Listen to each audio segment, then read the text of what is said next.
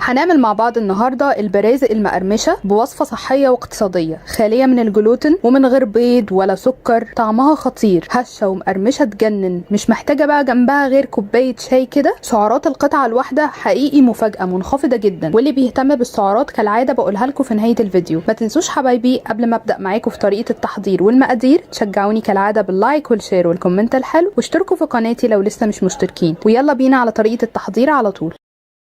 بالنسبة للمقادير اللي انا محتاجاها، اولا انا هستخدم دقيق الذرة اصفر او ابيض مش هتفرق، والاتنين متوفرين في السوبر ماركت.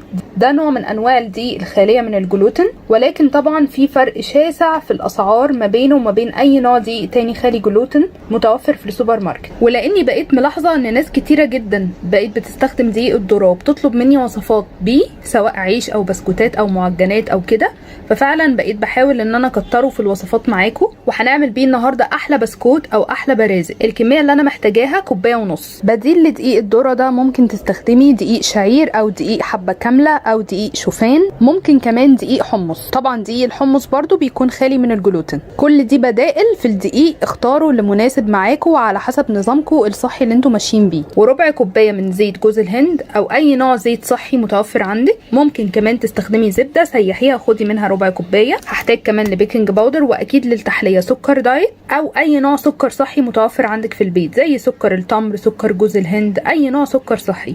اللي هيقول لي ينفع استخدم عسل، اولا يا جماعه العسل مش هيسكر لكم الوصفه الا لو استخدمتوا منه كميه كبيره، ولو استخدمتوا منه كميه كبيره هتلاقوا في النهايه البسكوت مش مقرمش، هيطلع معاكم طري، لان العسل بيدي قوام طري نوعا ما للبسكوت بعد التسويه. فانا نصيحتي ليكم في البسكوتات ابعدوا خالص في التحليه عن العسل ودبس التمر. والعجن هيكون بالميه. وشوفوا انا ثبت الكوبايه دي في قياس كل حاجه معايا النهارده. اولا قست بيها كوبايه ونص من الدقيق، وبعدين قست بيها ربع كوبايه الزيت، وبعدين اخدتها معايا ميه كده هي علشان اقول لكم في النهايه هحتاج منها قد ايه ميه بالظبط. اول حاجه هنزل بيها في الطبق هو الدقيق، وهضيف عليهم السكر الدايت. انا معايا سكر استيفيا، والظرف الواحد بمقام معلقه صغيره هو 2.5 جرام، فانا هستخدم حوالي 4 اكياس عشان يبقى استخدمت كده في النهايه معلقتين كبار من السكر.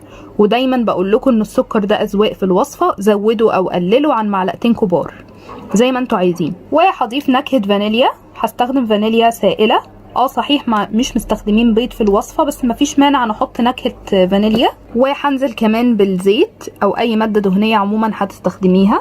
والعجن بالميه، هنزل بشويه ميه صغيرين من الكوبايه اللي معايا دي، وهقول لكم في النهايه هحتاج قد ايه بالظبط ميه. وهقلب الحاجات كلها في بعضها. شفتوا بقى حاجه اسهل من كده؟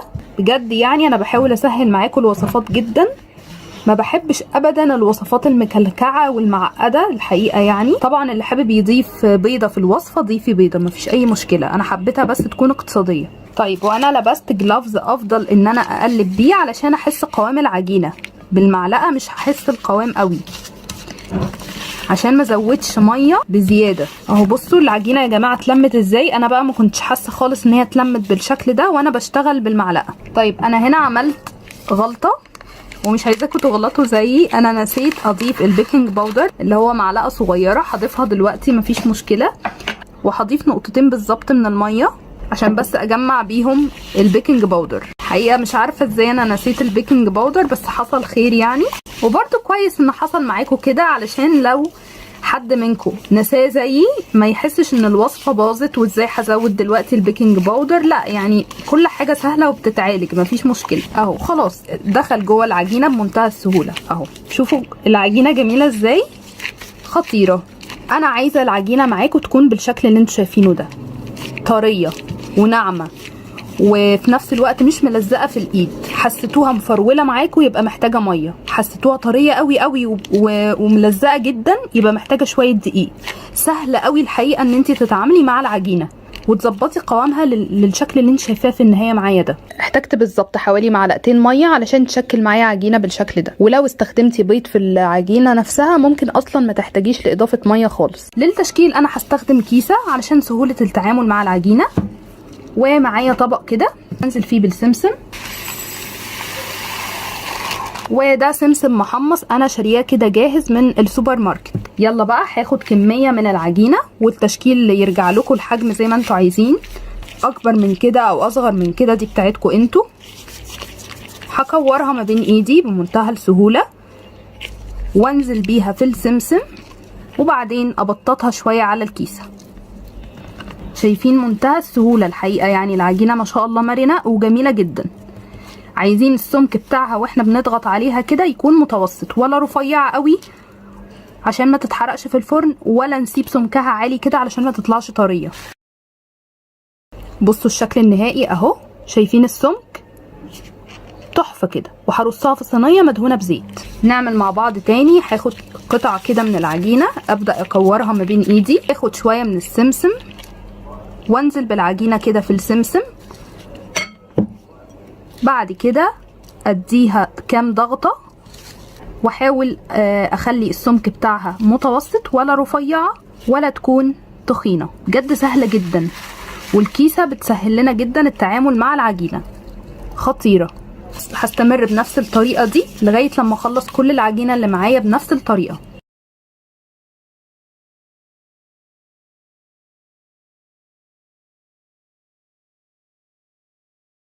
ده معايا بيكون شكل البسكوت النهائي، وطلع معايا ما شاء الله يعتبر كمية حلوة جدا. تقدري تعملي حجمهم اصغر او اكبر من كده، ده يرجع لكم زي ما انتوا حابين. دلوقتي هدخلهم الفرن على درجة حرارة 180 في الرف الوسطاني، واستنوني لما يطلع اقول لكم تفاصيل التسوية. ده معايا بيكون شكل البسكوت النهائي. قعد معايا في التسوية حوالي ربع ساعة. اول لما بياخد لون ذهبي من تحت جميل بالشكل ده، بطفي الفرن وبفتح الشواية ياخد لون ذهبي بسيط من فوق الوش، وبعد كده بطلعه من الفرن. في البداية لو لمستيه بتحسي ان هو طري نوعا ما، لكن لما بيتعرض للهواء بينشف ويقرمش زيه زي اي بسكوت. بصوا اسمعوا معايا، سامعين صوت القرمشة؟ حقيقي خطير. بصوا الجمال، هشة هشاشة مش طبيعية ومقرمشة جدا ما شاء الله. وبالنسبة للسعرات الحرارية في البسكوتة الواحدة، هو طلع معايا بالظبط حوالي 22 قطعة من البسكوت. الواحدة هتوصل سعراتها ل 35 سعر حراري. طبعا سعرات منخفضة جدا، نقدر ناكل قطعتين 3 او حتى 4 قطع جنب اي مشروب وتستمتعي بكل قطمة فيها. هش ومقرمش ولذيذ جدا الحقيقة.